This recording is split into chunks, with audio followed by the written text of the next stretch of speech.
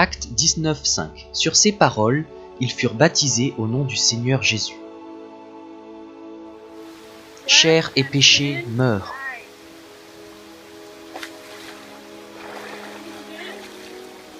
Meurs avec Christ, ressuscite avec Christ. Voilà, viens Saint-Esprit, Saint-Esprit viens et délivre-la. Meurs avec Christ. Acte 19:6. Lorsque Paul leur eut imposé les mains, le Saint-Esprit vint sur eux, et ils parlaient en langue et prophétisaient. Esprit Saint, encore.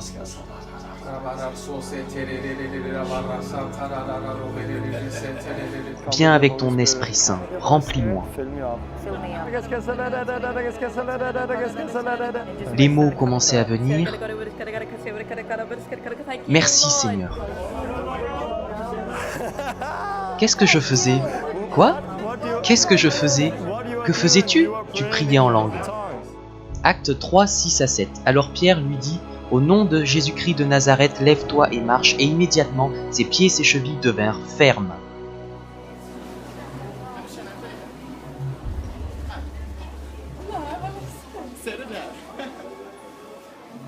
Ça fait mal? Non.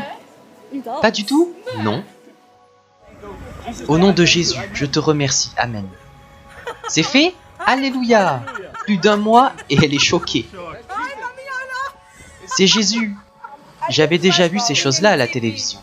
Et je n'y croyais pas, mais aujourd'hui j'y crois. Parce que cela m'arrive. Douleur part maintenant. Faites ceci. Maintenant, levez-vous. C'est bon? Oui? Oui. Merci, Père. Amen. Essayez de sentir. Pouvez-vous sentir la différence? Vraiment, je n'ai plus mal. Waouh! Dieu merci pour la guérison, car la douleur va partir. Sentez votre tête. Non, je ne ressens aucune douleur, frère.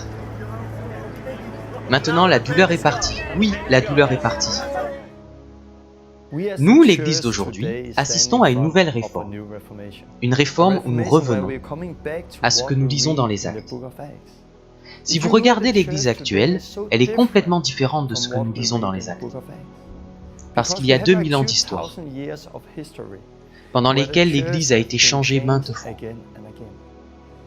On peut constater que l'Église dans les Actes était un corps vivant. C'était un corps de croyants qui était guidé par l'Esprit Saint. L'Église était un mouvement de disciples. Le christianisme s'est déplacé en Grèce et est devenu une philosophie.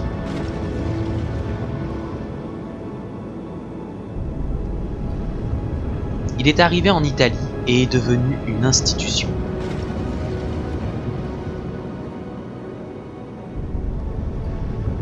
Il est arrivé en Europe et est devenu une culture.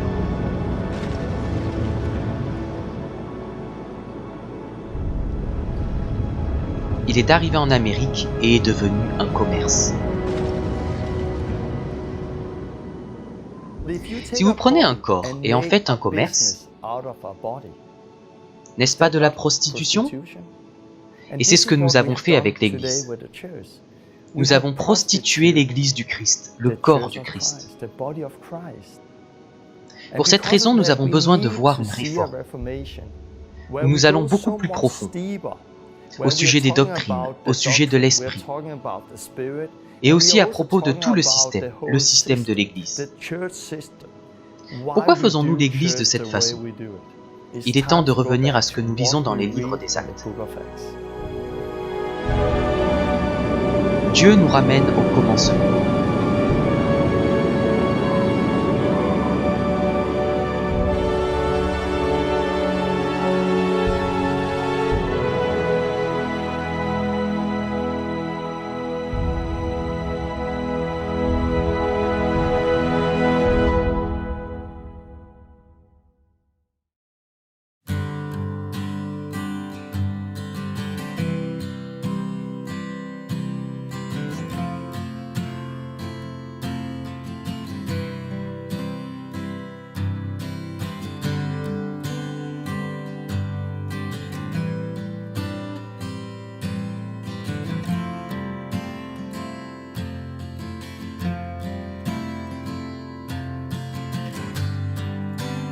mighty God we serve.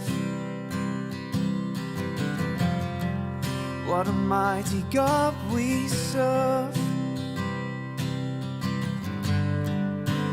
Angels bow down. Heaven and earth adore Him. What a mighty God we serve. What a mighty God we serve. Angels bow down. Heaven and earth adore Him.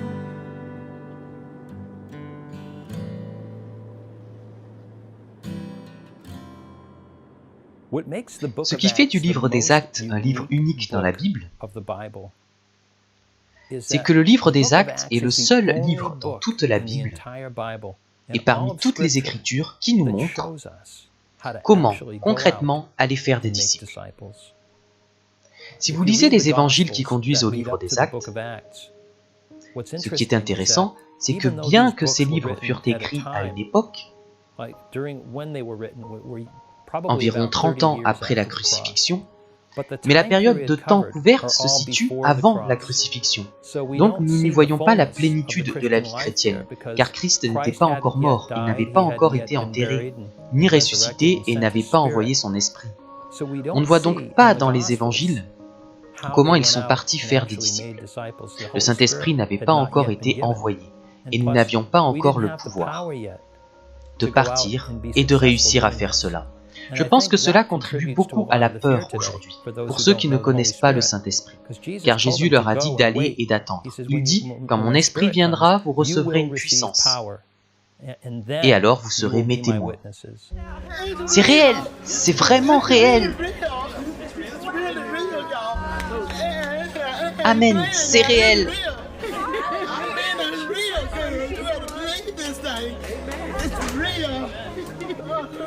Alléluia, elle vient d'être guérie.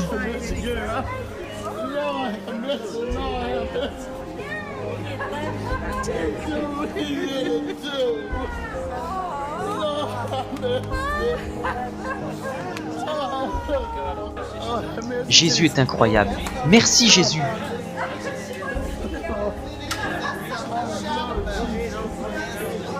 Regardez ça, elle marche.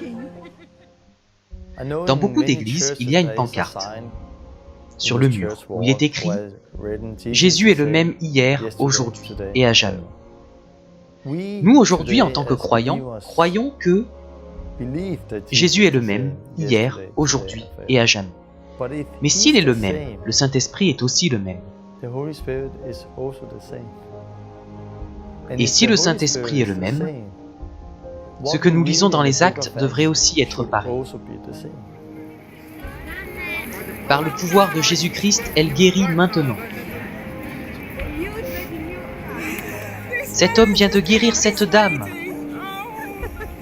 Il est bouleversé. C'est fait, c'est terminé. C'est fini les pleurs. Je marchais comme ça car je ne pouvais pas aller plus vite. Et maintenant,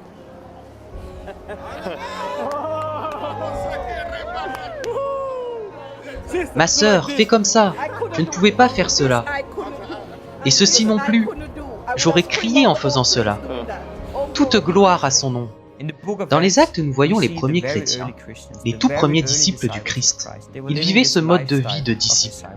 Ils touchaient les gens dans leurs maisons, dans les rues. Ils les rencontraient là où ils étaient. Et l'évangile explosait et se répandait dans le monde entier. Des milliers de personnes sont venues à la foi en Jésus-Christ, furent baptisées et reçurent le Saint-Esprit. Mais dans l'histoire de l'Église, on voit que le christianisme a été institutionnalisé et devint une religion d'État. Cette hiérarchie, cette institution nous a suivis durant la Réforme, où Luther, Calvin et Zwingli arrivèrent. Ils essayaient de réformer l'Église, de nous ramener au véritable évangile, au livre des Actes. Mais ils ont échoué. Nous avions toujours le bâtiment, nous avions toujours les prêtres, nous avions toujours les réunions dans des bâtiments spéciaux, à des dates précises, avec la hiérarchie, et les gens essayaient d'apporter des offrandes à l'église pour gagner la faveur de Dieu. Luther ne réussit pas à ramener l'église à ce que nous lisons dans les Actes. La Bible est le livre de vie, et elle ne devient pas le livre de vie en l'étudiant. Elle devient le livre de vie en la vivant. J'ordonne à la douleur de la main de partir, au nom de Jésus. Essayez à nouveau. C'est parti. Qu'est-ce que c'est? Au nom de Jésus, maintenant. Amen. Vérifiez. C'est parti. Amen. Pars maintenant, au nom de Jésus. Essaye encore. Os, je vous ordonne de vous réparer au nom de Jésus. Essayez. C'est semblable au Reiki? Non, c'est Jésus. Jésus, pas le Reiki. Ce n'est pas l'énergie? Dieu? Non, ce n'est pas l'énergie. Merci Jésus.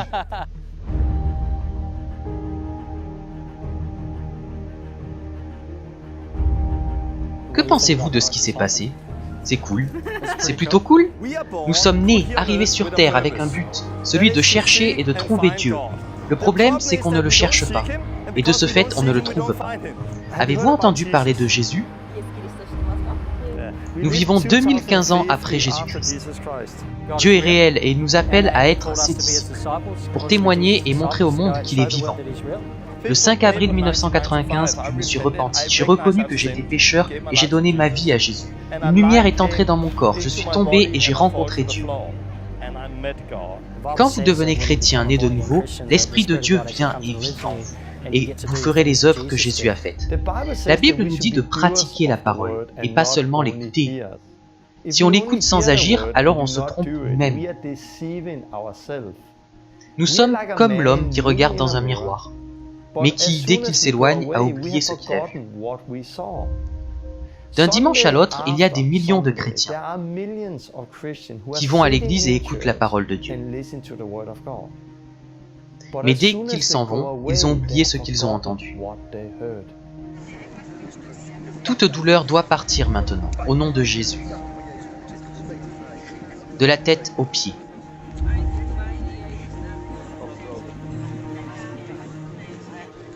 Vous ne pouviez pas faire cela avant? Non. C'est comme ça depuis 2005. Il vit!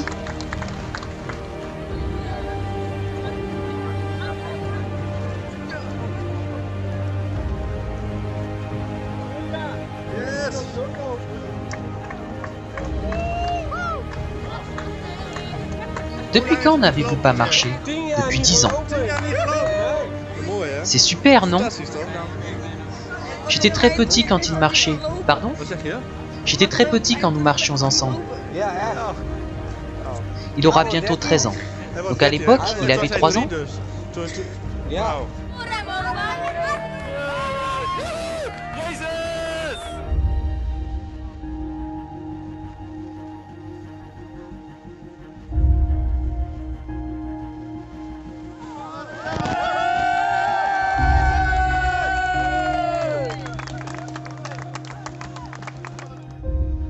J'ai une maladie des muscles. On va prier pour cela. Où est-ce? Dans tout mon corps. Alors ils ont commencé à prier. 4 ou 5 personnes ont prié pour moi. J'ai senti mon dos craquer, puis j'ai pu me lever et marcher.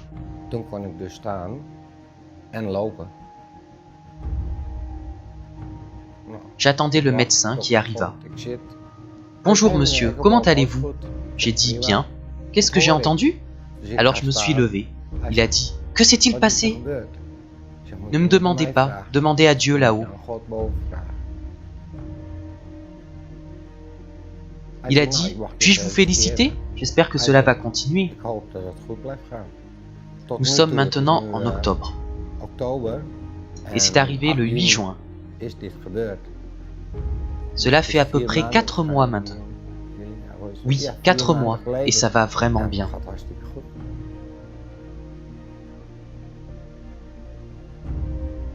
En tant que pasteur, ces 2 dernières années, j'ai eu une faim spirituelle. Je lisais le livre des Actes.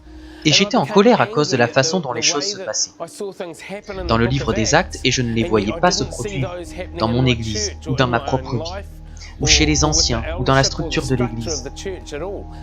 On ne sortait pas pour guérir les gens, on imposait les mains aux gens et on leur disait de rentrer. Et peut-être qu'ils iraient mieux, mais ce n'était pas sûr. Mais ce que je lis dans les Actes, c'est que les apôtres sortaient et pratiquaient ces choses quotidiennement. J'ai vraiment senti que c'était ce que je voulais. Donc pendant 2 ans, j'ai eu faim de ces choses, croyant que c'est ce que j'étais appelé à faire. Mais je n'ai pas été capable de le faire. Le système de l'Église doit changer. Nous devons arrêter d'être une institution centrée sur les bâtiments et les services. Les gens sont assis dans ces églises année après année, en attendant qu'un pasteur particulier vienne et prie pour eux. Disant maintenant, vous avez l'onction. Vous pouvez partir et faire ceci ou cela pour Dieu. Ou ils restent assis là, espérant que quelqu'un les verra leur talent. Et ce n'est pas ce que la Bible nous dit de faire. Ce n'est pas ce que Jésus nous dit de faire. En 1995, je travaillais comme boulanger et ne connaissais rien de Dieu. Je ne connaissais rien de la Bible. J'étais un jeune Danois baptisé dans l'église luthérienne. J'ai été confirmé dans l'église luthérienne à 14 ans. Mais c'était la tradition, c'est le cas pour beaucoup de gens. Une nuit, j'ai levé les yeux et j'ai dit « Allez Dieu, es-tu là? Si tu es là, viens et prends-moi, je veux te connaître. » Peu de temps après, j'ai entendu l'évangile. Et le 5 avril 1995, à 9h30 le soir, je me suis repenti. Et j'ai donné ma vie à Jésus. Mais dès lors, j'ai commencé à aller à l'église. Je commençais à devenir comme les gens de l'église. Je pensais que c'était cela le christianisme. Rencontrer Dieu et puis aller s'asseoir tous les dimanches à l'église. Mais j'étais de plus en plus frustré. Il doit y avoir plus que seulement aller à l'église et être assis là pendant 2 heures tous les dimanches, à écouter quelqu'un prêcher. À un certain moment, j'ai commencé à lire le livre des Actes, à lire l'histoire des premiers chrétiens, comment ils vivaient. Ils ne faisaient pas la même chose que moi. Ils voyaient comment les vies étaient changées là où ils allaient. À cette époque, j'étais vraiment frustré parce que j'avais été chrétien pendant des années, mais je n'avais jamais guéri de malade, ni chassé de démons, jamais conduit quelqu'un à Christ. Je n'avais jamais expérimenté la vie de la première église que l'on décrit dans le livre des Actes. Aussi, un jour de grande frustration, j'ai dit « Dieu, je te donne tout, je veux voir cette vie. » Et puis j'ai commencé à voir cette vie de plus en plus. Mais le problème était qu'au début, il n'y avait personne qui pouvait me former. Il n'y avait personne comme Jésus quand il a dit « Viens et suis-moi et je te ferai pécheur d'hommes. Viens et suis-moi, je te montrerai comment guérir les malades, comment prêcher l'évangile. Je vais te former et te montrer comment être efficace dans le royaume de Dieu. » Personne n'a fait cela. Mais ce qui est différent maintenant, c'est que nous commençons à faire des disciples. Si nous prenons ce que nous avons appris et le donnons à la prochaine génération de disciples et qu'ils continuent à partir de là, puis le partage à la génération de disciples suivante, alors en très peu de temps nous aurions des disciples qui marcheraient autour de la terre ressemblant exactement à Jésus, faisant les mêmes œuvres que Jésus et même de plus grandes, parce qu'il est allé chez le Père.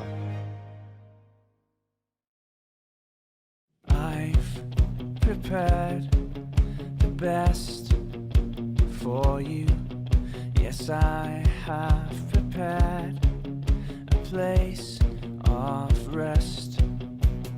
I've prepared the best for you. Yes, I have prepared a place of rest. And in that place, life in abundance in that promised land. Maintenant, nous allons écouter un de nos amis, en suédois.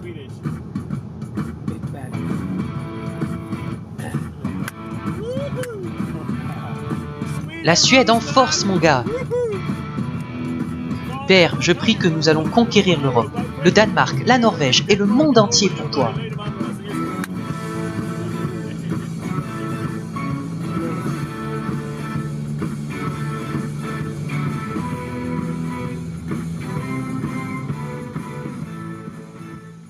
Je suis devenu chrétien il y a 11 ans. Je suis arrivé dans l'église d'État de Suède, avec un antécédent totalement non chrétien. Après un certain temps, nous avons déménagé avec ma femme et nous sommes arrivés dans une très grande église. On en est devenus les leaders d'un important travail de proximité. Nous devions être un exemple, mais je n'avais jamais conduit quelqu'un à Christ. Je n'avais jamais baptisé quelqu'un moi-même. Je n'avais jamais vu quelqu'un pour lequel j'ai prié être guéri. J'en suis arrivé au point où une nuit, nous étions sortis dîner et un homme est venu me demander « Hé, je vois ce que vous faites, je veux devenir chrétien. Comment dois-je faire ?» Ma réaction fut « Ok, je viens te chercher demain et on va ensemble à l'église. » Donc je l'ai amené à l'église et je l'ai conduit au pasteur qui l'a conduit au salut. Mais cela m'a fait réagir, j'ai compris que quelque chose n'allait pas. Car je lisais beaucoup la Bible, j'ai été à l'école biblique pendant 2 ans. Je sais ce que dit la Bible et j'étais celui qui était supposé faire ces choses. J'étais celui qui était supposé imposer les mains aux malades et ils seraient guéris. J'étais celui qui était supposé baptiser les gens et je ne le faisais pas. Quelque chose n'allait pas. J'ai commencé à penser, peut-être qu'ils mentent, peut-être que ce qu'ils disent n'est pas vrai. Donc j'ai commencé à sortir. Tous les matins, je me réveillais et priais le Seigneur. Et quelquefois, il pleuvait, neigeait, mais je sortais car je pleurais vraiment vers le Seigneur. Je veux te connaître, je veux la vraie vie. Un jour, j'étais au travail et je lisais un journal chrétien. Il y avait un petit article à propos d'un Danois qui était dans un centre commercial en Suède et priait pour des malades qui étaient guéris. Je me suis dit, quoi? J'avais déjà vu ce genre d'article, mais ça a touché mon cœur et j'ai senti que c'était Dieu. Je l'ai donc appelé et il m'a répondu, c'était un homme ordinaire comme moi. Je lui ai raconté mon histoire et il a pensé que c'était incroyable, que nous devions nous rencontrer. Donc j'ai réuni des amis et nous sommes allés au Danemark. Il nous a demandé, pourquoi êtes-vous venu au Danemark? On a répondu, nous voulons voir des guérisons. Puis il a dit, ok, dans 15 minutes environ, vous verrez la première personne être guérie. J'ai pensé, ouais, je ne pouvais pas le croire. Comment cela peut-il faire partie de ma vie? Nous sommes sortis et avons été vers un groupe de gens, d'environ 25-30 ans. Une des femmes avait un problème au genou depuis plusieurs années. Il m'a dit d'imposer les mains sur son genou et d'ordonner à la douleur de partir. Je me suis presque évanoui, j'étais si nerveux. Je n'avais pas la foi, je crois que j'ai dit « Ok, je le fais ». Donc je l'ai fait et elle a presque sauté. Quoi? Et elle a été guérie. Et tout le monde était là, cela a bouleversé mon univers. J'ai réalisé que c'était vrai. C'était suffisant pour moi. J'ai prié pour une personne et puis je suis parti seul. Nous, les chrétiens, sommes appelés à faire des disciples. Un mot que nous avons commencé à utiliser est « démarrage ». C'est comme avec une moto, vous voulez faire marcher le moteur, vous démarrez. Et quand la moto a démarré, vous pouvez aller partout. De la même manière, nous devons être démarrés pour faire les œuvres que Jésus nous a appelés à faire. Quand par exemple nous démarrons des chrétiens pour faire les guérisons, nous les emmenons dans les rues et leur demandons de nous suivre. Et puis on leur montre comment faire. Quand ils l'ont fait une fois, ils peuvent recommencer. Vous avez des douleurs dans tout le corps, surtout dans les jambes? Oui, je vais prier, vous verrez. J'ordonne à toute douleur de partir maintenant. Sois guéri maintenant, dans tout ton corps. J'ordonne à toute douleur de sortir du corps immédiatement, dans tout le corps maintenant. Je prie pour la guérison maintenant, au nom de Jésus. Amen. Essayez de bouger. Essayez de sentir. Je me sens bien. Ça va mieux, oui? Mais sentez-vous la douleur maintenant? Non, c'est parti? Les gens sont surpris. J'ordonne à ce dos d'être complètement restauré, immédiatement. Penchez-vous comme ça, essayez de le sentir. Relevez-vous. C'est vrai, c'est parti. Vraiment? Quoi? Je le jure, je n'invente rien. Vous pouvez sentir que c'est parti. Oh oui, oh mon Dieu. Cela se développe dans le monde entier. Ces dernières années, nous avons vu des centaines de milliers de gens être guéris par des croyants ordinaires qui ont été démarrés et ont commencé à aller guérir les malades. Ces personnes commencent maintenant à en conduire d'autres à Christ. Ainsi, les dernières années, nous avons vu des milliers de personnes venir à Christ. Et c'est vraiment puissant. Je suis venu à Stockholm et j'ai rencontré ce frère. Et il était là avec un groupe de gars et sa femme était là aussi. Puis nous sommes sortis. Il a d'abord arrêté cette personne et il a placé ses mains sur elle et cette personne a été guérie. Et j'étais là. Waouh, incroyable! Cette personne a été guérie et je me disais, maintenant ce n'est plus sur YouTube. Je ne regarde plus cela sur YouTube. Maintenant c'est devant moi. C'était incroyable de voir la réaction de cette personne touchée par la guérison. Ce qui s'est passé ensuite, c'est que cette dame est venue avec une douleur à l'estomac. L'homme qui m'avait démarré dit « Maintenant c'est à toi de prier, pose ta main et commande à la douleur de partir. » Donc j'ai posé ma main et j'hésitais, mais j'ai posé ma main et j'ai ordonné « Au nom de Jésus, douleur, va-t'en. » J'ai retiré ma main et soudain, vous auriez dû voir la tête de cette femme. Comment avez-vous fait ça? Quoi? C'est une blague? Non, on ne plaisante pas. C'est réel et c'est la raison pour laquelle nous le faisons. Non. C'est fou. Jésus vous a guéri, pas moi. Waouh, je n'ai jamais vu une telle chose auparavant. C'est comme si maintenant mon rêve devenait réalité. C'est vraiment le plus beau jour de ma vie. Faire partie de ce que j'attendais depuis si longtemps. De retour chez moi, j'étais rempli de joie. J'étais assis dans le bus et je rentrais chez moi. Quand je suis arrivé, je ne pouvais pas m'asseoir ou rentrer à la maison. Je suis allé faire un tour en ville et j'ai prié pour les gens. Le même jour, et j'ai rencontré ces jeunes filles. J'ai prié et elles ont été guéries immédiatement. C'était impressionnant. Ce n'est pas quelque chose qui est arrivé uniquement à Stockholm. Cela continue. Depuis ce moment-là, je suis sorti tous les jours. Tous les jours, j'étais dans les rues et j'ai vu des milliers de personnes guéries. Cela m'a transformé, cela m'a complètement changé. C'est incroyable.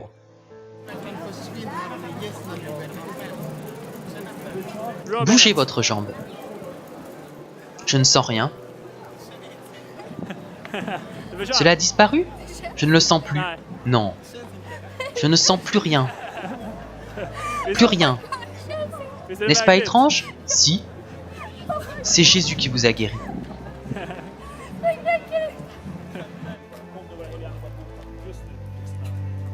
Penchez-vous et essayez de le sentir. Ça a marché, Denis. Essayez, essayez. Comment est-ce maintenant? C'est parfait. Toute la douleur est partie, complètement partie. Je le jure sur Dieu. Merci Jésus. Je ne m'attendais pas à voir cela. Je pensais que je l'avais souvent vu dans des vidéos, mais n'avais jamais été capable de le faire. Et je m'attendais totalement à ce que cela vienne de Dieu. C'est comme cela qu'il m'utilise, c'est ma raison d'être ici-bas. Nous avons prié pour une fille qui avait des problèmes de dos. Je pense qu'elle avait eu une opération. Douleur part maintenant. Dos en place immédiatement, au nom de Jésus. Sentez-vous quelque chose?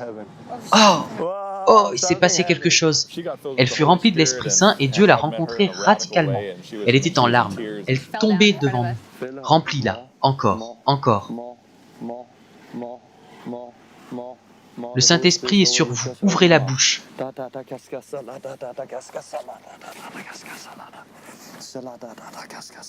Esprit Saint, encore, remplis-la. Vous venez d'être baptisé, rempli de l'Esprit. Il est là, il est là.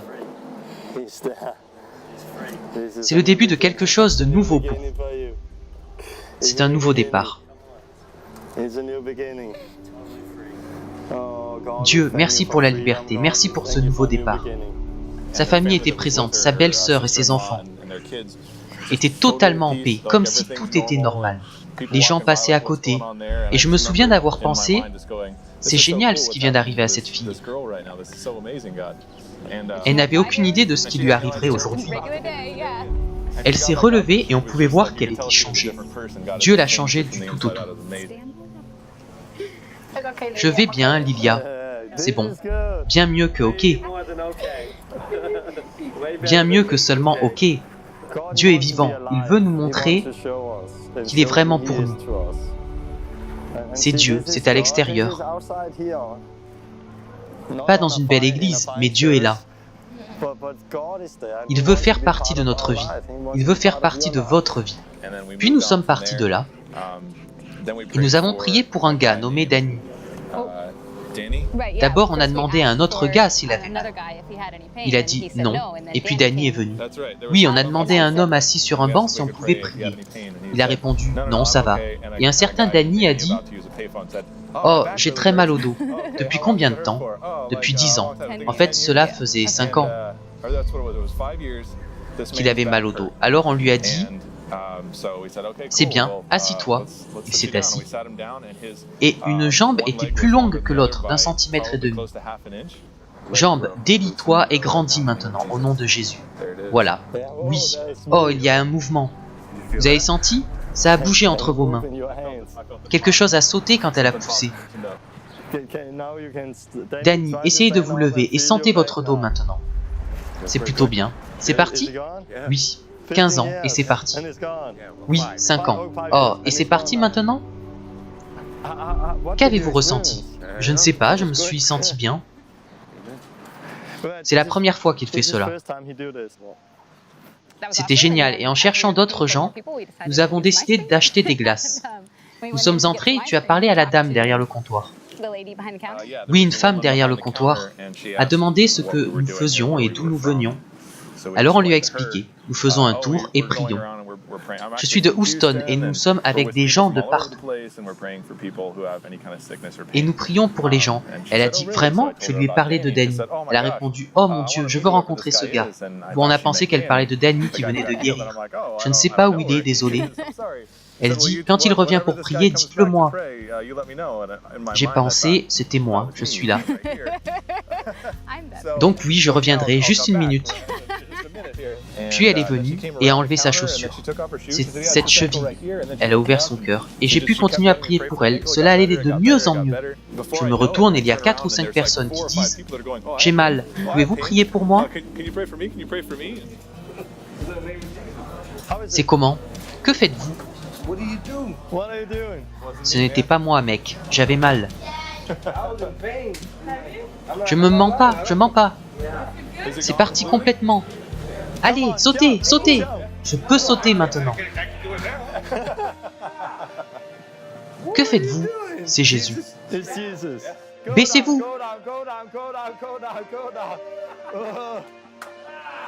Quand avez-vous fait cela pour la dernière fois?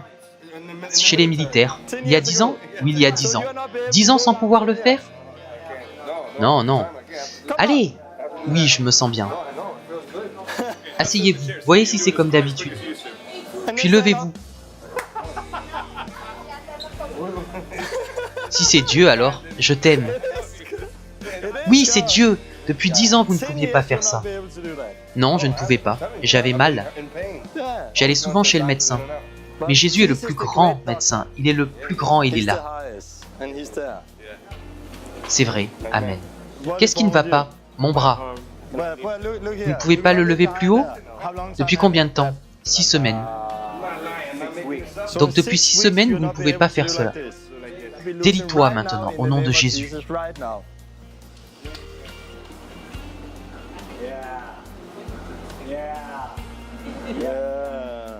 Ça y est. C'est à vous, gardez-le. Avant, vous ne pouviez aller que jusqu'ici? Ça bouge mieux, oui. Ça va. Levez les mains. Top là.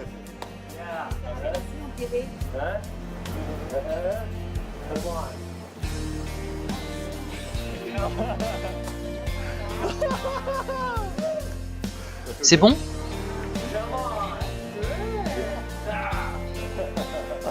Maintenant, on sait à quoi s'en tenir. On repart à Houston en quête de jardins publics et magasins. Ou dans une pizzeria, ce n'est pas hors limite pour Dieu. Oui, c'est comme une rouquine élevée en Asie qui pense « Il doit y avoir autre chose dans la vie, tout le monde se ressemble. » Puis elle part pour l'Irlande. Voilà, ça y est, enfin, des gens comme moi. C'est ce que je ressens. Oh, c'est la vie. Ok, ça va. C'est ce que je voulais et maintenant je peux aller le faire. Oui, on est vraiment excités de rentrer et je pense aux gens, aux voisins qui n'ont aucune idée de ce qui va leur tomber dessus. Parce que ça y est, mon Dieu, je peux le faire.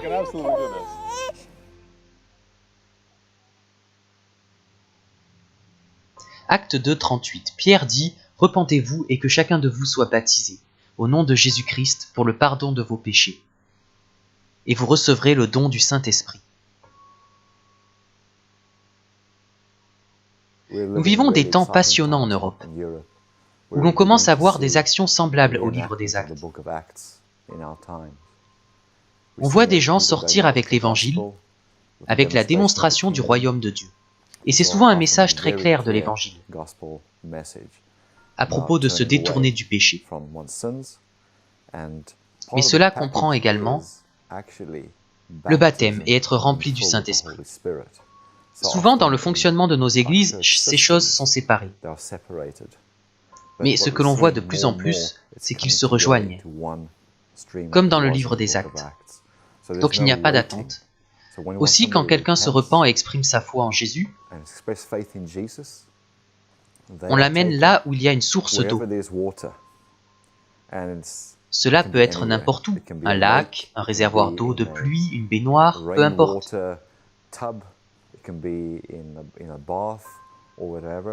Les gens sont baptisés immédiatement et en même temps remplis par le Saint-Esprit. Les premiers mots qui sortirent de la bouche de Jésus furent « Repentez-vous, le royaume de Dieu est proche ». Aujourd'hui, nous sommes appelés à prêcher la repentance. C'est comme si cette notion avait été perdue dans l'Église actuelle. Nous parlons de la foi, mais nous ne parlons pas de repentance. Nous avons presque peur de parler du péché. Mais nous sommes appelés à parler du péché. Nous sommes appelés à prêcher la repentance. Nous devons expliquer ce qu'est le péché. Nous devons dire que ces personnes qui continuent à pécher vont mourir. On doit parler du péché avant de dire que Jésus était l'agneau de Dieu, venu pour enlever notre péché. Car si l'on ne parle pas du péché, à quoi leur servira Jésus? Où allez-vous après la mort? Je vais avec Dieu au ciel. Pourquoi? Parce que...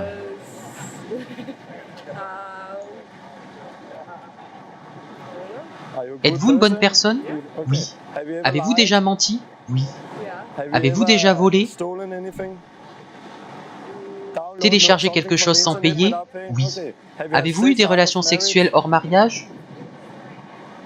Cela fait partie des 10 commandements. Combien dois-je en énumérer? Cela dépend comment on se compare aux autres. Bien sûr, si on se compare aux gens qui nous entourent, on peut penser qu'on est bon. La question n'est pas est-ce qu'on est bon, mais est-on suffisamment bon? La Bible dit, si vous avez fait l'un des péchés, vous êtes coupable de les avoir fait tous. Ce n'est pas comme d'autres domaines, que ça va si on pèse les bonnes et les mauvaises actions. Ce n'est pas la même chose, on est coupable ou non coupable. Vous enfreignez la loi une seule fois et vous êtes coupable. Si l'on parle de Dieu, personne ne peut venir à Dieu au ciel avec ses bonnes actions. C'est impossible. J'ai toujours pensé que j'étais quelqu'un de bon, car, bien sûr, je me suis un peu trop battu, j'ai trop bu, j'ai fait certaines choses, mais cette personne-ci et celle-là sont bien pires que moi. Mon problème était que je me comparais aux autres, au lieu de me comparer à celui devant lequel je vais un jour comparaître. Je crois que nous devons retourner à ce que la Bible nous montre. Se repentir n'est pas tellement se sentir coupable de nos péchés, de ce que nous avons fait et d'avoir violé la parole de Dieu. Être désolé n'est pas le vrai repentir. Ça en fait partie, mais ce n'est pas tout. Regardons Pharaon dans l'Ancien Testament avec les Israélites en Égypte. Il était désolé, il proclamait « Oh, j'ai péché contre Dieu ». Il confessait son péché, mais ne s'en détournait pas. Ce ne sont pas des remords. Beaucoup de gens disent « Vous voyez, ils sont désolés ». Ils pleurent parce qu'ils ont des remords. Judas dans le Nouveau Testament avait des remords. Il avait tant de remords qu'il s'est suicidé. Mais il ne s'est pas détourné de son péché. Quand nous lisons la Bible, nous voyons que Dieu met en exergue la repentance, avec le pardon, plus que le pardon avec la foi en Jésus. Et en considérant cette dernière partie, on pense souvent que, avec la foi en Jésus, Dieu pardonne automatiquement nos péchés. Et quand vous lisez la Bible, vous découvrez que ce n'est pas le cas. Imaginons que nous jouions aux échecs ensemble. Je bouge et puis c'est votre tour. Je veux vous voir bouger. Mon tour, votre tour. Est-ce que j'ai le droit de faire ça? Bouger un pion ici et un là? Ai-je le droit de bouger 2 fois? Non. Pourquoi? Parce qu'il y a des règles. Et la règle est que vous bougez une fois, ensuite je bouge une fois. Quand on en vient à Dieu, vous avez péché. Vous avez fait quelque chose de mal. Et à cause de cela, vous êtes séparés de Dieu. Vous ne pouvez pas avoir de communion avec Dieu à cause du péché. Notre péché empêche que Dieu soit en communion avec nous. Dieu vous regarde et dit « Je ne veux pas vous punir, mais je suis saint et je dois le faire. Mais en même temps, je veux vous donner une chance d'être pardonné et d'avoir une relation avec moi. Aussi, j'envoie mon Fils Jésus mourir pour vous. C'est ainsi. Vous avez péché et enfreint les commandements de Dieu. C'est pourquoi nous vivons sans communion avec Dieu. Nous vivons notre vie séparée de Dieu. Dieu a regardé vers vous et dit « Je ne veux pas vous juger. Je veux vous pardonner, donc j'envoie mon Fils Jésus mourir pour vous. » À qui le tour maintenant? Votre tour. Dieu veut vous pardonner, il veut vous libérer, vous donner une vie nouvelle et guérir à travers vous. Il veut faire ces choses, mais il dit « Bouge, c'est ton tour !» Il attend que vous le fassiez. Mais dès que vous dites « Je me repens » et recevez ce pardon, dès que vous faites cela, Dieu va vous pardonner. Il faut bien comprendre cela, car il y a plein de gens, et j'étais aussi comme ça. Comme vous, je croyais qu'il y avait un Dieu, mais dans mon esprit, dans mon univers, je pensais, quand ce sera le moment, il viendra à moi, cela dépend de lui. Il est grand, il peut le faire quand il veut. Et je lui ai donné la responsabilité. Un véritable et profond repentir exige une action. Ce n'est pas juste un mot ou quelque chose que nous pensons. Le vrai repentir est non seulement la réalisation que vous avez péché contre un Dieu saint, mais aussi que vous lui confessiez vos péchés. Vous lui montrez vos remords. Vous vous détournez de cette vie pécheresse et vous commencez à vivre sa vie. Le mot repentir dans la Bible est métanoïa, qui veut dire penser à nouveau. Et Dieu veut que nous pensions à nouveau, à nos vies et comment nous avons vécu. Si nous devons repenser à Dieu et comment nos péchés l'affectent, alors Dieu aussi doit repenser à ce qu'il pense d'eux.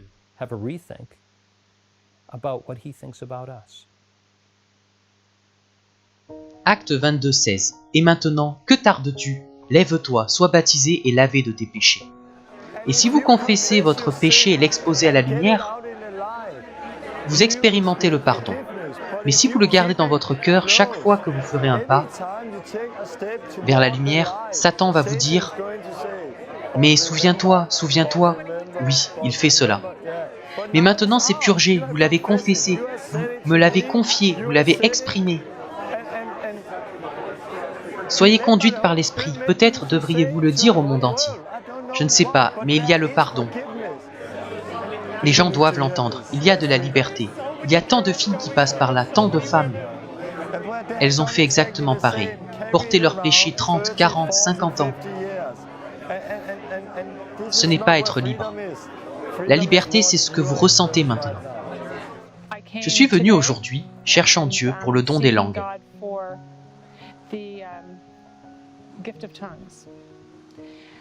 Et pour tous les domaines de ma vie où j'ai besoin de délivrance. Ce week-end, Dieu m'a délivré.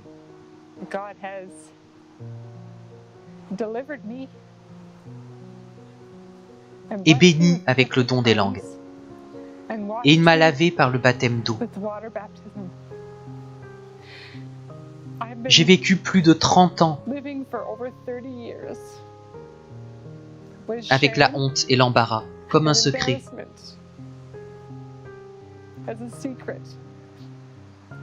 Quand j'avais 20 ans, j'ai avorté. Et chaque jour, depuis ce jour, le diable a eu son joug sur moi.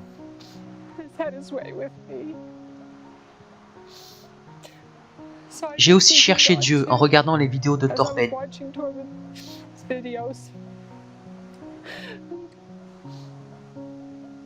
Disant à Dieu que je n'en pouvais plus, plaidant, demandant, voulant savoir s'il pouvait me pardonner.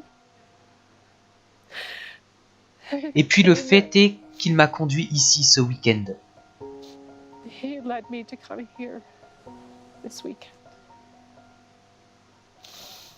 Je me sentais dirigé vers Torben, comme si Dieu avait des choses à me dire par son intermédiaire.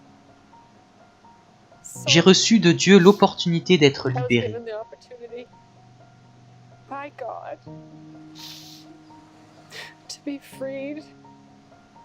Délivré de cette douleur. Après 30 ans, je suis libre. Merci Jésus, merci.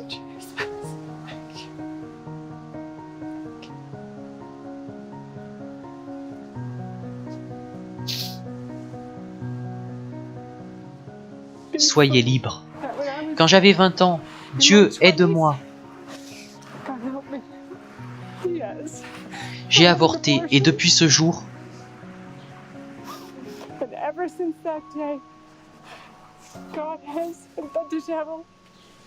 Dieu a essayé de me dire que tout va bien, mais le diable avait une plus grande emprise sur ma vie. Il restait accroché à moi.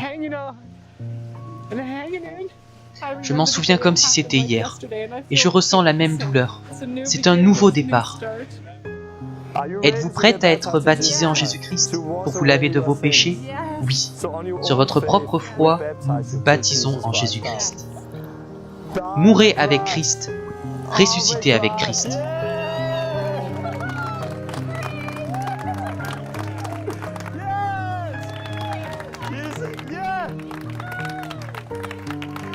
Venez, nous allons prier pour vous.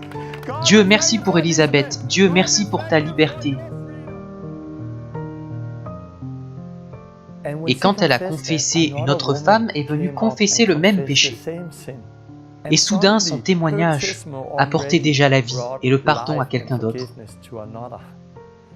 Cette femme-là a été baptisée dans l'eau et a vécu cette libération. Plus tard, nous étions réunis avec 80 personnes, où elle expliqua comment elle avait pu faire cela.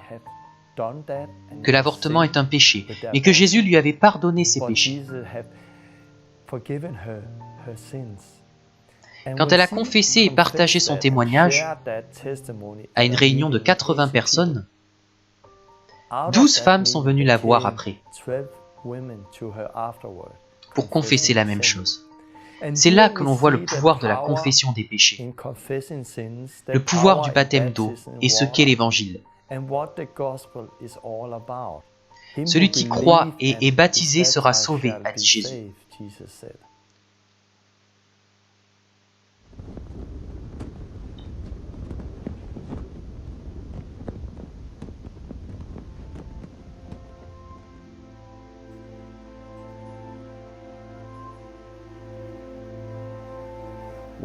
Ce qui est vraiment intéressant avec le baptême d'eau, c'est... Je crois qu'à travers le temps et la tradition, nous regardons aujourd'hui le sacrement différemment, alors que la Bible nous montre ce qu'est réellement le sacrement. Souvent, on regarde le sacrement comme le signe extérieur de la vie intérieure. Ce qui est intéressant dans cette définition, c'est que cela touche le spirituel et le physique. Et cela sépare complètement ces deux aspects.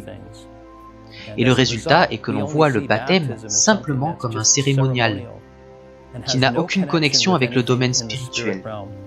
En d'autres termes, c'est juste une confirmation de quelque chose qui s'est déjà produit dans l'esprit. Mais le baptême est très différent de cela. Ce que nous avons découvert, c'est que le baptême n'est pas quelque chose qui est juste sacramentel, comme le signe extérieur d'une réalité intérieure. Nous constatons que quand on va dans cette eau, l'Esprit de Dieu touche cela. Et quand le physique et le spirituel se connectent dans l'eau du baptême, Dieu fait quelque chose de miraculeux. Ce qui est intéressant, c'est que l'eau du baptême contient deux aspects. C'est à la fois un bain et un enterrement. On prend un bain car on a été souillé. Alors qu'est-ce que cela veut dire? Cela veut dire que la personne qui est baptisée a besoin de reconnaître ses péchés devant Dieu. Et dans ce sens, le baptême et le repentir vont main dans la main. C'est un retournement et revenir à la foi. L'exigence pour le baptême, ce que Dieu veut nous apporter, c'est le repentir et la foi en Jésus-Christ. Une personne arrive en état de mort avec ses péchés. Ce qui se passe, c'est que l'on prend cette personne, qui vient avec ses péchés, apporter la preuve de son repentir, et on la baptise. Donc quand cette personne ressort, elle est entièrement neuve et propre. Je dis souvent aux gens que le baptême d'eau n'est pas seulement un début propre, c'est une toute nouvelle vie propre à commencer.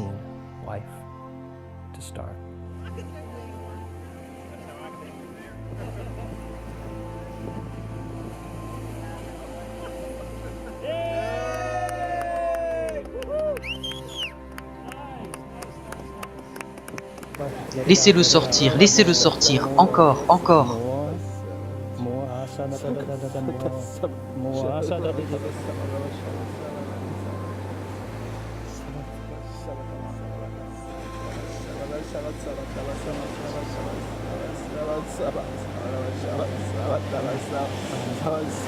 Gloire à Dieu.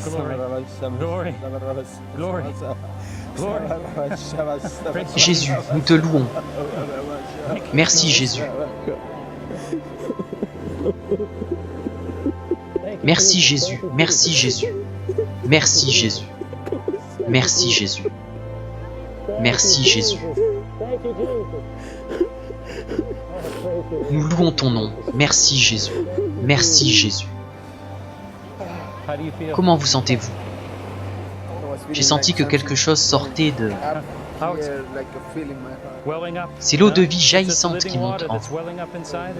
Et Dieu exprime cela par votre bouche.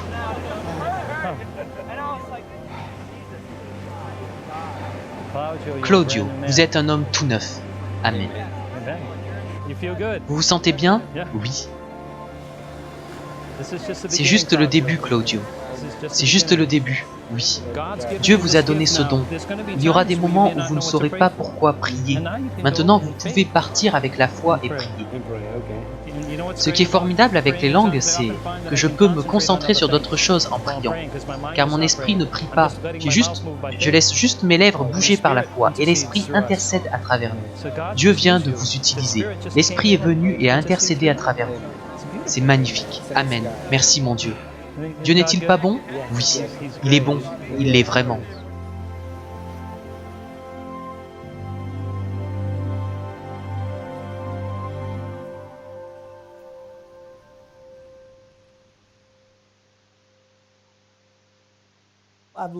J'ai appris quelque chose aujourd'hui.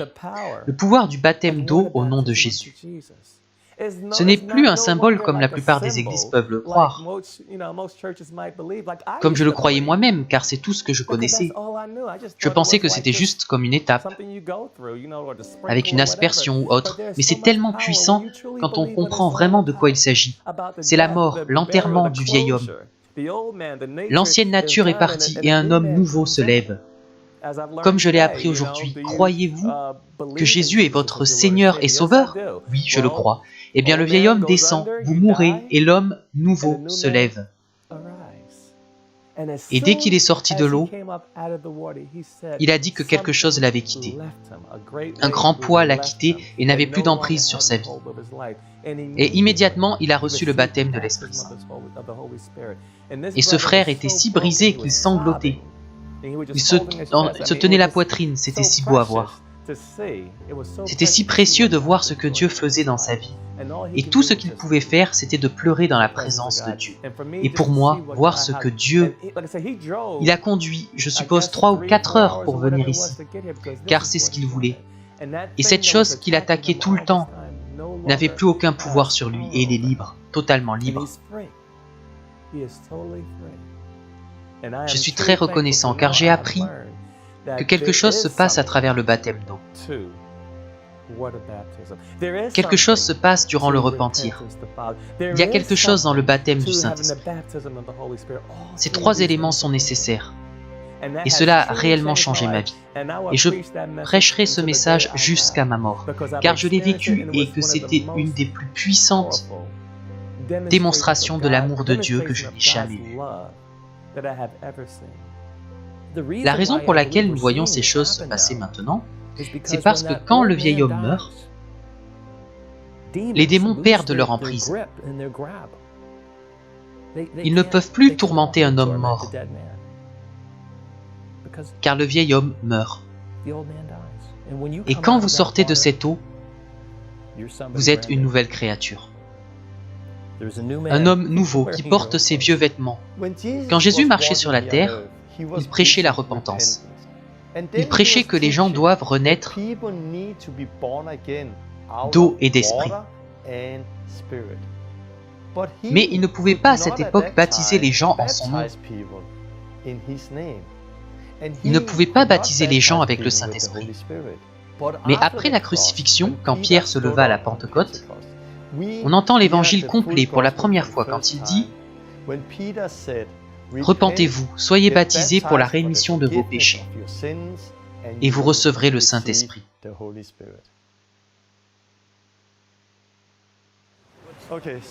Agenouillez-vous et dites « Je te baptise au nom de Jésus-Christ » et assurez-vous qu'il aille sous l'eau. Mourez avec Christ, ressuscitez avec Christ. Liberté, liberté, sors, sors. Liberté, liberté, sors, pars. Esprit, je t'ordonne de partir, maintenant, sors. Pars, au nom de Jésus, j'ordonne à cet esprit de partir. Quitte-le maintenant, dehors, dehors, pars. Au nom de Jésus, j'ordonne à tous les démons, partez, maintenant, partez, immédiatement, sortez. J'ordonne à ce démon, pars, pars, immédiatement. Démon, va-t'en, j'ordonne à tous les démons de le quitter maintenant. Mensonge, pars, sors, encore, encore, lâche-le. Je te l'ordonne, démon, au nom de Jésus-Christ, sors, sors, encore, va-t'en.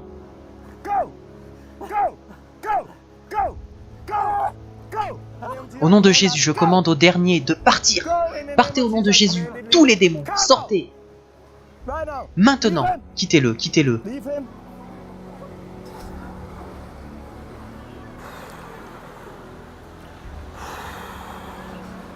Saint-Esprit, remplis-le, plus, liberté, liberté.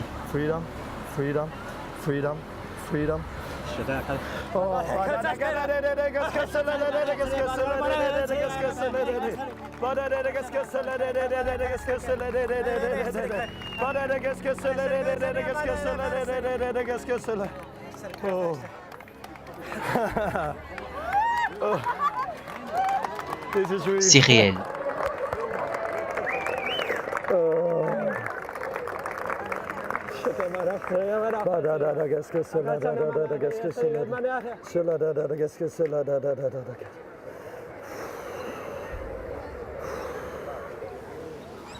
Merci.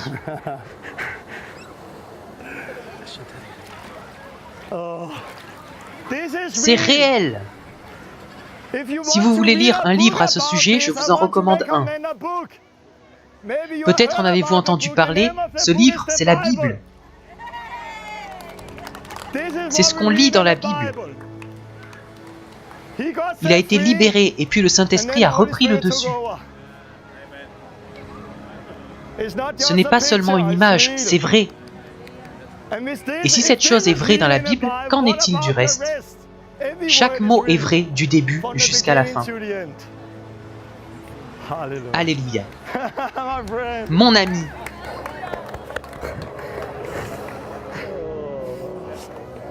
Je me souviens encore d'avoir serré les poings et je me souviens être tombé dans l'eau. Et puis je criais vraiment fort. Et alors, il y a eu de l'agitation, quelque chose s'est passé. Je ne savais pas que c'était moi, je ne savais pas ce qui se passait. J'avais les yeux fermés et puis j'ai ouvert les yeux et j'étais dans une position différente de celle d'avant. Je regardais et Torben était par là. Et j'étais tourné dans cette direction, alors qu'avant j'étais tourné par là. Je n'ai pas vraiment compris pourquoi. Puis il y a eu encore de l'agitation. La dernière chose dont je me souvienne, c'est Torben disant « Démon, sortez ». Puis ce fut paisible, cela s'est calmé. C'était calme et silencieux. Je me souviens avoir levé les yeux et il y avait plein de gens, avec des caméras. Beaucoup de gens me regardaient et j'étais un peu sous le choc. Comme si je sortais d'une opération et tout le monde était là. Pour ce qui est de l'expliquer, à travers ma vie et mes expériences, il n'y a rien qui soit comparable à cela. Mais la meilleure comparaison que j'ai, c'est comme d'avoir eu une extraction de dents. Je savais qu'il y avait quelque chose là-dedans, lors de l'agitation, qui n'avait pas le droit d'être là. Maintenant, c'est comme si cette dent était partie. Il n'y a plus rien, c'est extrait, parti. Et c'est comme s'il y avait une nouvelle gencive. Quand on vous enlève une dent, vous voulez toucher avec votre langue. Vous passez votre langue là où la dent est partie, pour sentir, et c'était comme ça. Il y avait quelque chose de nouveau et de jeune, là où cette dent existait. Je suis heureux, je suis libre. Merci Jésus-Christ. Dès que les gens sont baptisés, je commence à prier pour la délivrance, car ils sont morts avec Christ et ressuscités avec Christ. Donc Satan doit les quitter. Et c'est vraiment très impressionnant de voir une délivrance en tant que partie du baptême. C'était si impressionnant que beaucoup de gens sont venus voir. Et soudain, il y avait une multitude, 150, 200 personnes regardaient. Après sa délivrance, il a reçu le baptême du Saint-Esprit et s'est mis à parler en langue. C'était très fort. Ensuite, nous devions baptiser le reste de sa famille, son fils, sa fille et sa femme. Quand ils sont allés dans l'eau, prêts à être baptisés, Dieu a fait quelque chose d'incroyable. Nous lisons dans les évangiles que Jésus fut baptisé dans la rivière du Jourdain. On peut lire que le ciel s'est ouvert et que le Saint-Esprit est descendu sous la forme d'une colombe. Lorraine et moi, on s'est dit, prions pour qu'une telle chose arrive aujourd'hui, que nous voyions un signe dans le ciel lors de notre baptême. Donc au moment du baptême, j'étais dans l'eau en attendant d'être baptisé. Et j'ai entendu des gens dire « Regardez là-haut !» Je me suis retourné et j'ai vu « Réel » écrit dans le ciel. C'est comme si ma prière avait été exaucée, au moment où je devais être baptisé. Merci Jésus. Tout le monde pointait le ciel et disait « Regardez là-haut !» Et dans le ciel, un avion venait juste de passer, écrivant dans le ciel « Réel ». Au même moment, je priais pour son mari, qui a été délivré, et je venais de dire « C'est réel, ce n'est pas une image. Si c'est réel, tout ce qu'on lit dans la Bible est vrai. » Et soudain, nous avons vu dans le ciel que Dieu avait écrit « réel ». Réel.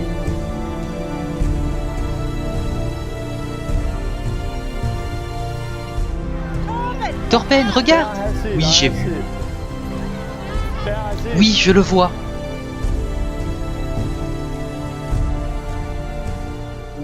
Après cela, nous avons commencé à prêcher l'évangile. Et beaucoup de gens se repentirent et furent sauvés ce jour. Au lieu de baptiser 8 personnes comme prévu,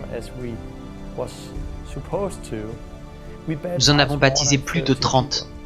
Car les gens qui ont vu ce qui s'est passé ont vu les gens être délivrés de démons, ont vu comment ils ont reçu le Saint-Esprit. Ils se sont aussi repentis de leurs péchés. Ils ont été baptisés et ont fait la même expérience. Le monde démoniaque est réel, c'est très réel. Je l'ai aperçu dans des églises, quand des évangélistes ou des soi-disant hommes de Dieu venaient. Des gens qui marchent avec l'autorité, qui prient pour les gens et ils manifestent. Mais je n'avais jamais vu cela arriver par mes propres mains. La première vraie expérience que j'ai eue, est probablement la plus importante, et quand nous avons baptisé quelqu'un pour la première fois à la maison. Cette personne était impliquée dans le New Age, le Reiki, la lecture du tarot, les cristaux, beaucoup de choses du New Age. Nous l'avons baptisé, et si nous nous étions arrêtés là, comme à un événement d'église courant, nous aurions souri, lui aurions donné un certificat et pris une tasse de café. Mais nous avons continué à prier pour elle. Et après 2 minutes, les démons ont commencé à se manifester. Les uns après les autres, nous les avons chassés. Ce fut l'expérience la plus réelle, la plus radicale que je n'ai jamais eue. Cela m'a ouvert les yeux sur le combat. C'est un combat. On ne nous dit pas seulement que c'est une bonne idée. Nous sommes ordonnés par Jésus de chasser les démons. Nous avons reçu la responsabilité de délivrer les gens au nom de Jésus. Pourquoi y a-t-il un combat? Parce que Satan n'est pas content. Mais maintenant, elle va sous l'eau et puis elle va remonter et vous allez voir, une libération et une nouvelle vie. Agenouillez-vous, n'ayez pas peur. Allez, agenouillez-vous. Je ne peux pas. Si, vous pouvez, vous pouvez. Au nom de Jésus, vous pouvez, vous pouvez. C'est une vie nouvelle. Satan est un menteur.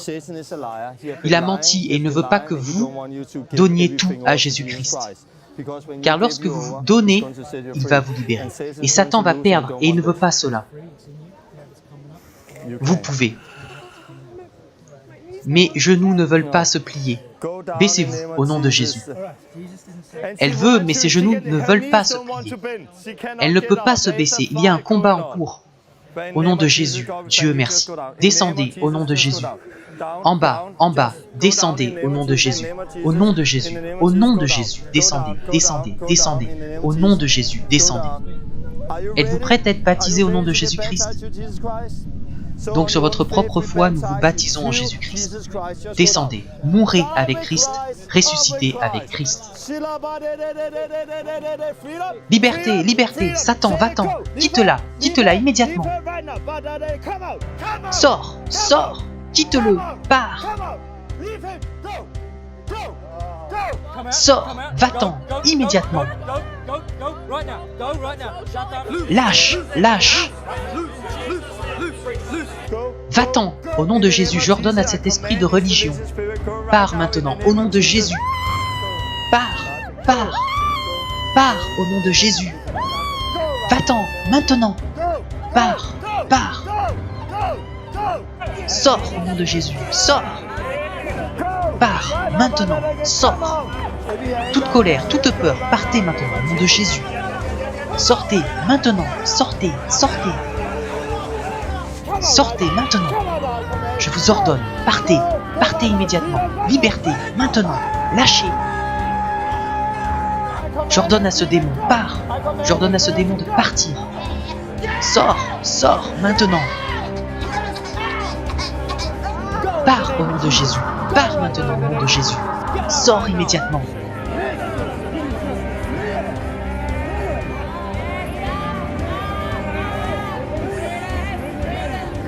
Pars, pars. J'ordonne à chaque démon de le quitter maintenant. Sortez. Partez maintenant au nom de Jésus. Sortez, sortez immédiatement. Partez, partez, partez au nom de Jésus. J'ordonne à tous les esprits, quittez-le. Maintenant, maintenant, sortez. Partez, partez, partez immédiatement au nom de Jésus. Sortez, sortez.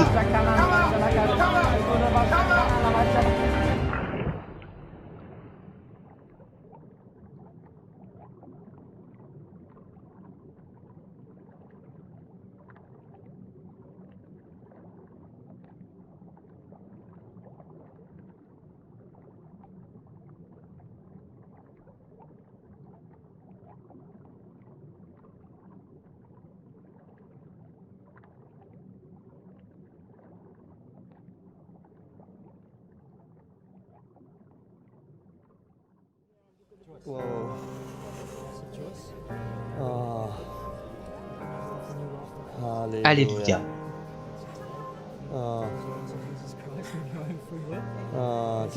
Ressentez-vous une libération? Vous êtes libre.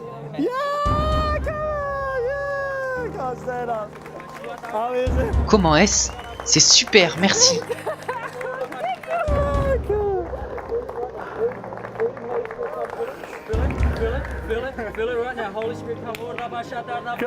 Allez, une nouvelle vie. Allez, vous voyez? J'aime ça.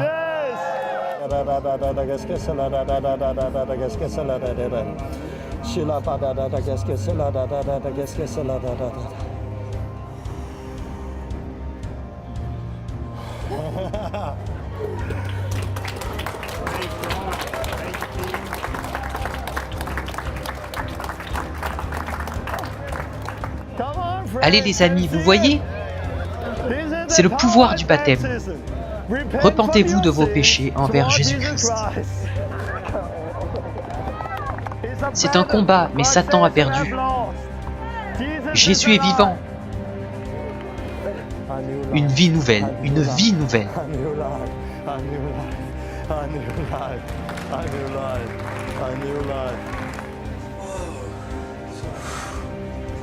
La liberté, oui, loué soit le Seigneur, loué soit Jésus. Merci de la remplir du Saint-Esprit. Merci, merci. Amen. Amen.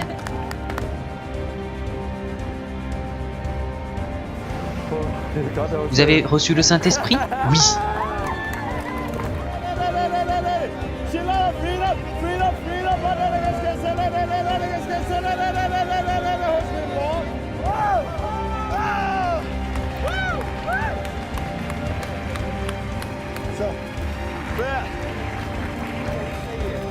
Il n'a jamais parlé en langue auparavant. C'est puissant. On a vu tellement de personnes délivrées du péché par le baptême. On a vu des schizophrènes être délivrés de démons par le baptême. On a vu des gens avec des troubles de l'alimentation être délivrés par le baptême. On a vu des malades être guéris par le baptême. On a vu beaucoup de gens qui n'arrivaient pas à recevoir le baptême du Saint-Esprit. Mais lorsqu'ils ont été baptisés dans l'eau, le Saint-Esprit est venu sur eux et ils ont commencé à parler en langue. C'est réel, je vous le dis. Je ne sais pas comment l'expliquer, mais l'Esprit de Dieu est venu.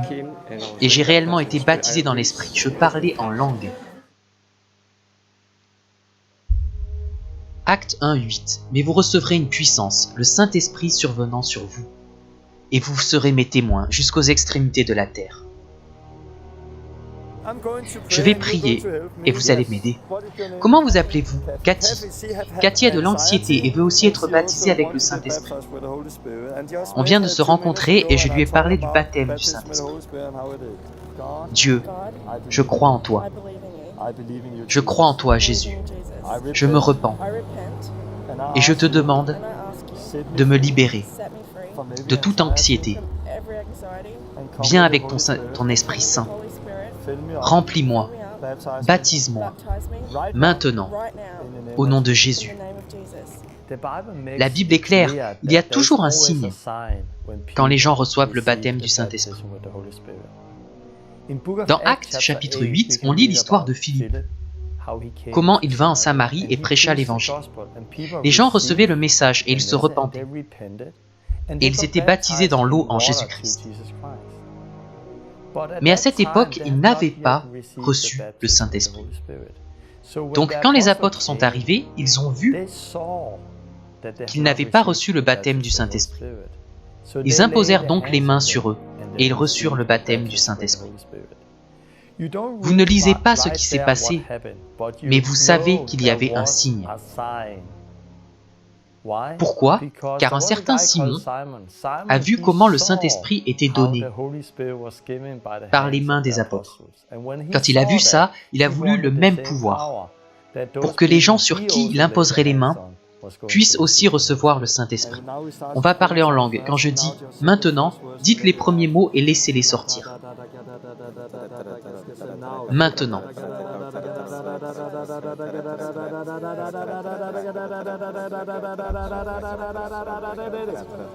Saint-Esprit, liberté, libération maintenant. Libération maintenant, libération, libération. Saint-Esprit, la liberté. Liberté maintenant, viens avec ta force maintenant. La force, la force.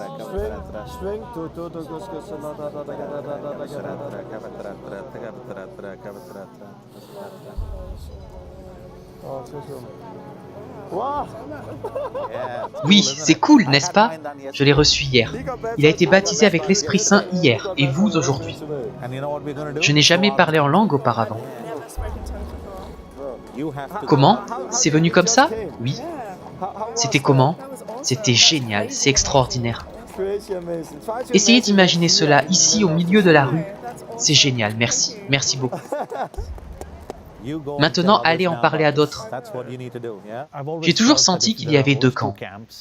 Si vous allez dans un camp, ils ne parlent que des miracles. Pour moi, cela n'avait aucun sens. Pour la simple raison que si Jésus voulait seulement nous aider avec les miracles et guérir mon corps physique, et que c'était tout ce qu'il voulait faire, alors cela contredirait tout l'aspect de Dieu promettant de donner un jour aux croyants un corps nouveau. Mais en même temps, si je vais dans l'autre camp et dis « les miracles ne sont pas pour aujourd'hui, juste la parole de Dieu », alors cela contredit les Écritures, car elles disent que le Verbe viendra avec la puissance, et le confirmera avec la puissance. Alors où est le juste milieu? Le juste milieu se trouve dans la parole de Dieu, là où il y a un équilibre des deux. On veut que la parole de Dieu rejoigne la puissance de Dieu, et que cela apporte une transformation dans la vie des gens, que les gens soient vraiment convaincus par le Saint-Esprit, qu'ils vivent une vie nouvelle et se repentent de leurs péchés, non seulement les confessant, mais en les abandonnant, qu'ils reçoivent la puissance de Dieu, soient baptisés d'eau, parlent en langue et agissent quotidiennement avec la puissance de Dieu en eux, c'est-à-dire dans son temple.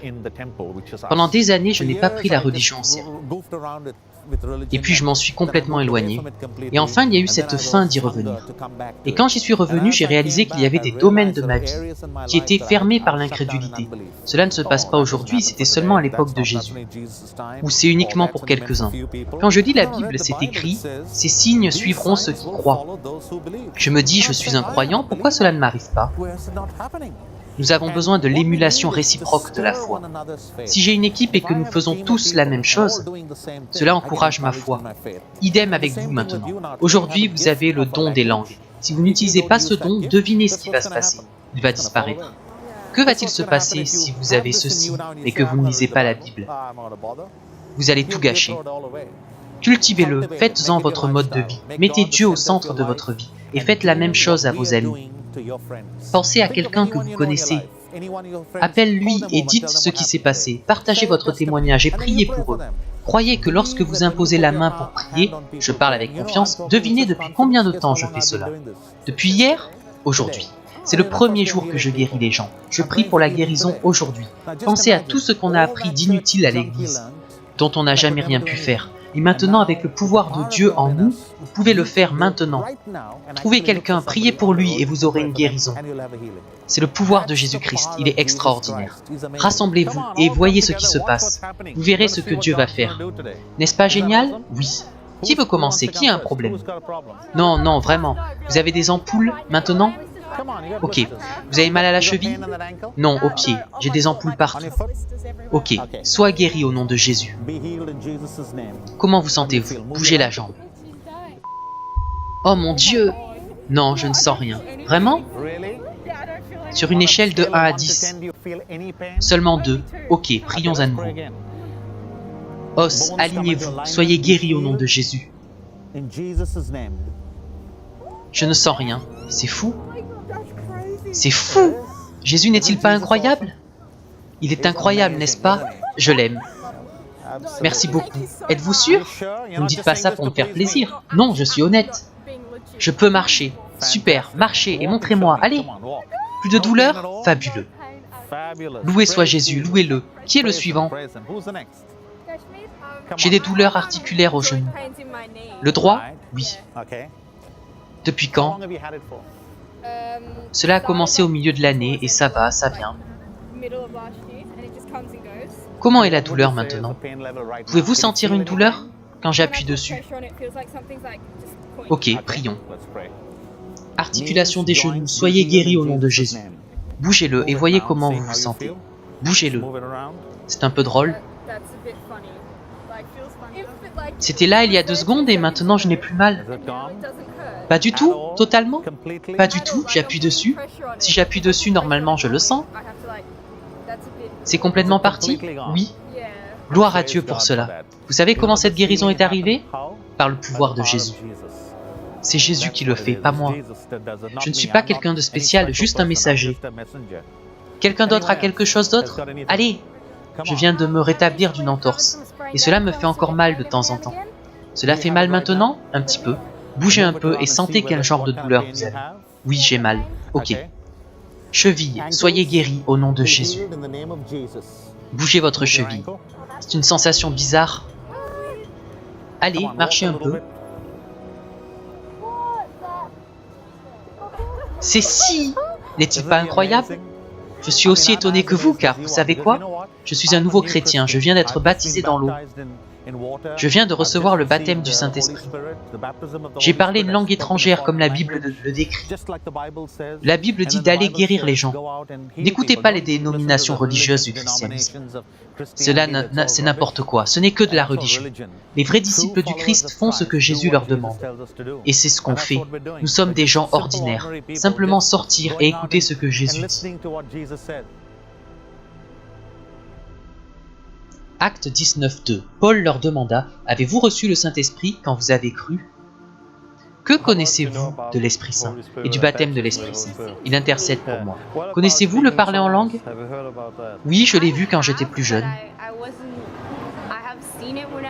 Mais j'ai eu vraiment peur, je n'étais pas sûr de ce que c'était. J'avais très peu de compréhension de la Bible et de comment le Saint-Esprit fonctionne. C'était difficile pour moi de comprendre. Dans l'église où je vais, je n'ai pas encore vu cela. Dans Actes chapitre 19, nous lisons que Paul arriva à Éphèse où il rencontra des croyants. Il ne leur a pas demandé à quelle église ils allaient, car cela n'avait pas d'importance. Il leur a demandé, « Avez-vous reçu le Saint-Esprit quand vous avez cru ?» Ces croyants n'avaient pas encore été baptisés dans l'eau au nom de Jésus-Christ et n'avaient pas encore reçu le Saint-Esprit. Alors Paul les a baptisés au nom de Jésus-Christ. Et quand il imposa les mains sur eux, ils reçurent tous le Saint-Esprit et commencèrent à parler en langue.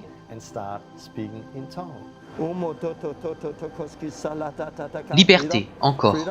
Plus de liberté, maintenant. Dieu, merci de ton amour, merci pour ta liberté. Merci Saint-Esprit de la remplir, tu l'as remplie. Plus jamais la même, plus jamais la même.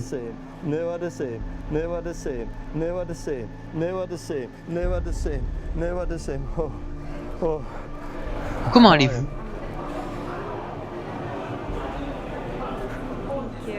Avez-vous senti que Dieu...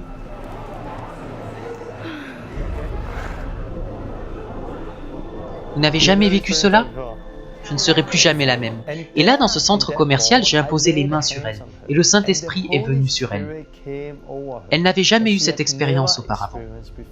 Elle a tellement été touchée par le Saint-Esprit que nous avons décidé de sortir pour parler et prier un peu plus. Dehors, lorsque je priais pour elle, un démon commençait à se manifester. J'ordonne à cet esprit, pars maintenant. Je l'ordonne, quitte-la immédiatement. C'est la libération, c'est la libération. Sors, va-t'en. Libération, maintenant. Pars, j'ordonne à cet esprit, pars, pars, immédiatement, pars. Quitte-la, maintenant, quitte-la. Au début, je ne savais pas exactement ce pourquoi je priais. Mais Dieu me l'a révélé. Il m'a montré un péché qu'elle avait fait durant sa vie.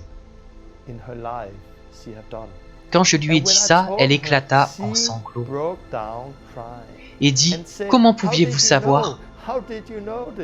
Est-ce que Dieu peut me pardonner ?» Là, près de ce centre commercial, cette jeune fille a rencontré Dieu. C'était si fort qu'à un certain moment, 3 gardes sont arrivés en courant et elle a dit « Allez-vous-en, je veux parler avec eux, je veux parler avec eux. » Et ce jour-là, cette fille a rencontré Dieu. Plus tard, elle est venue et nous avons prié pour elle. Et elle a été baptisée avec le Saint-Esprit et parla en langue. C'était très émouvant et quand il priait pour moi, je ne lui avais jamais mentionné cela auparavant, mais il m'a dit que je lui rappelais quelqu'un qui passait par la même chose. C'est à ce moment que j'ai compris que Dieu, ce jour-là, voulait me dire qu'il m'avait pardonné. Même si je n'ai jamais voulu me pardonner moi-même, car je pensais qu'il n'y a pas de pardon pour une telle chose. Mais ce jour-là, Dieu utilisa Torben pour me faire savoir qu'il m'aime et m'a pardonné ce que j'avais fait. Et il m'a permis de faire cette expérience. Je ne l'oublierai jamais et je ne serai plus jamais la même.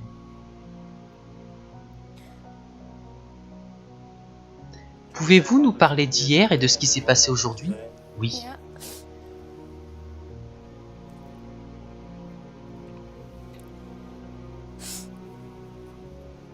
Désolée, je suis juste vraiment heureuse. Je pensais à cela hier. C'est vraiment le moyen de me le dire. Parce que j'étais fatiguée de chercher des réponses. Et je ne pouvais les trouver nulle part. Il y avait toujours quelque chose à l'intérieur de moi. Hier, ça s'est finalisé pour moi. Je suis réellement heureuse.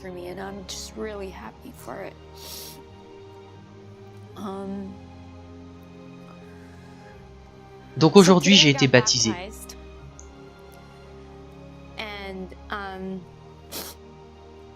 Après, je me suis sentie vraiment bien. C'est une chose que j'avais pensé faire auparavant. Mais je pensais qu'il y avait d'abord des choses que je devrais faire. Avant de faire cela, je devrais parler à un pasteur, aller à quelques séminaires, quelque chose comme ça. Donc, selon votre foi, nous te baptisons en Jésus-Christ. Meurs avec Christ, ressuscite avec Christ.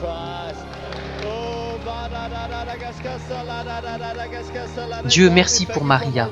Merci pour tout ce que tu as fait, Seigneur. Merci pour ce que tu as fait hier et aujourd'hui. Merci pour ce que tu vas faire dans le futur, Seigneur. C'est incroyable comment Dieu répond vraiment aux prières. Et comment il peut vous donner parfaitement en son temps les choses que vous avez besoin d'apprendre et les choses que vous avez besoin de savoir à propos de son amour. En fait, je priais la nuit précédant ma rencontre avec Torben. Je priais sur l'autoroute en conduisant. Je priais pour avoir ce désir dans mon cœur.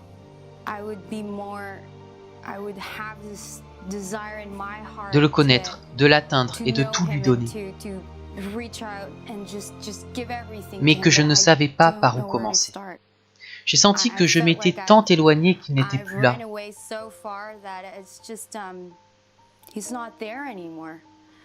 Mais hier, il a répondu à ma prière. Et il m'a fait réaliser qu'il avait toujours été là.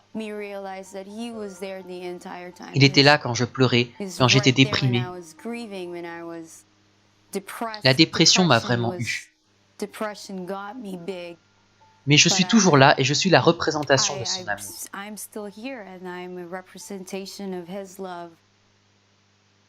Je pense vraiment que quand l'Église retournera au vrai baptême, au véritable évangile,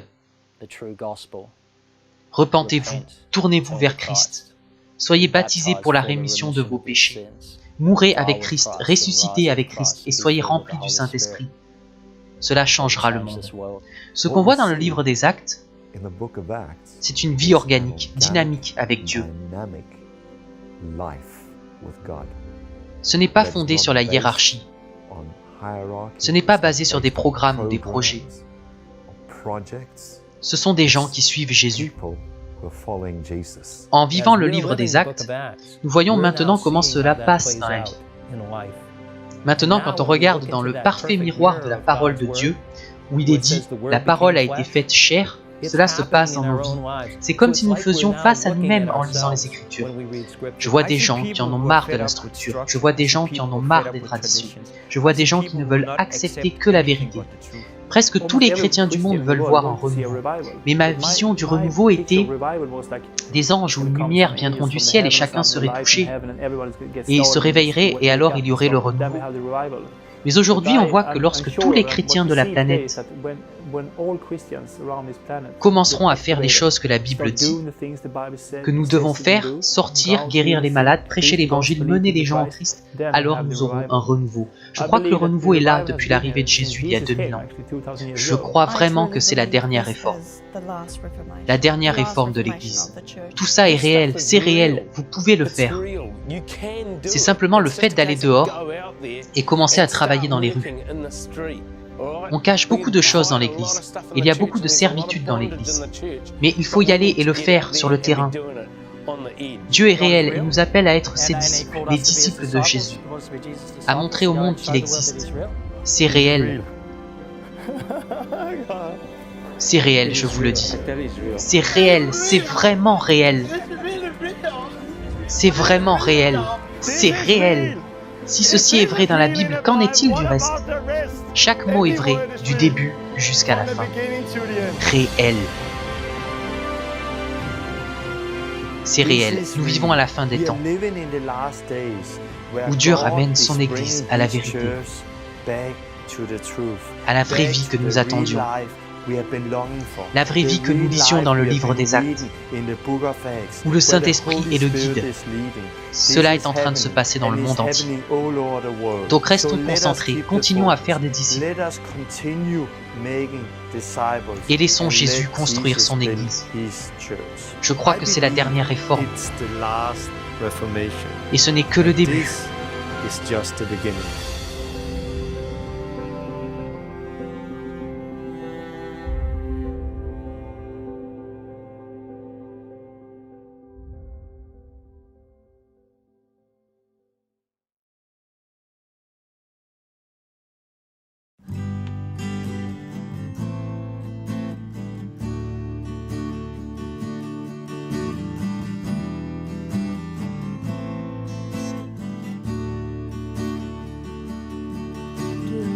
Rappelez-vous la parole que je vous ai dite.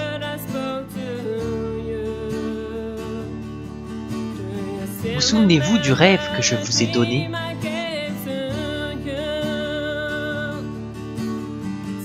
Le temps passe et le calendrier se remplit. Mais une chose est nécessaire, passez du temps avec moi. Réveille-toi, mon peuple.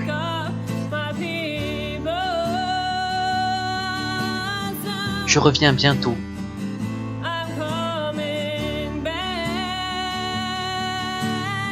Une chose est nécessaire. Passez du temps avec moi. Je vous guide. Si vous voulez être mes disciples, vous devez vous renier et abandonner vos rêves.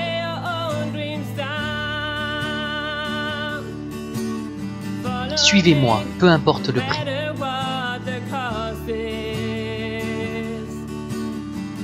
Et vous aurez la vie éternelle.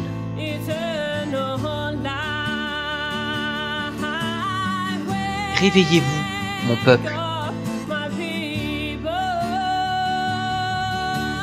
Je reviens bientôt.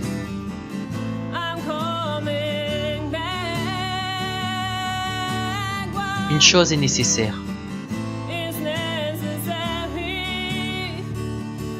Passez du temps avec moi. Je vous guide. Avez-vous du temps pour moi? Pour rechercher mon royaume.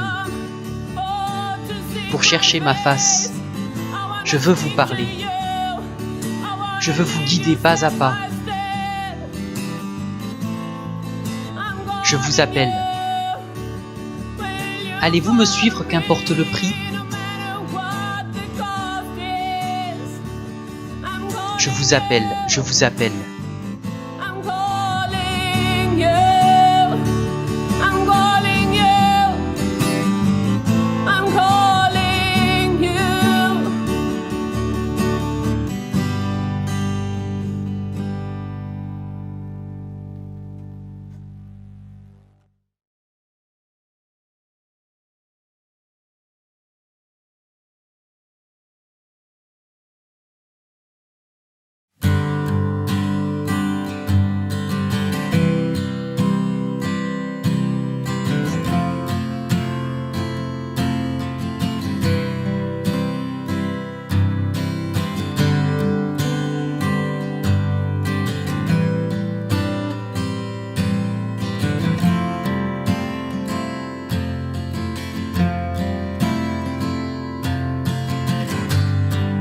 What a mighty God we serve. What a mighty God we serve. Angels bow down. Heaven and earth adore Him. What a mighty God we serve. What a mighty God we serve. Angels bow down. Heaven and earth adore Him. What a mighty God we serve. What a mighty God we serve. Angels bow down. Heaven and earth adore Him. What a mighty God we serve. What a mighty God we serve. Angels bow down. Heaven and earth adore Him.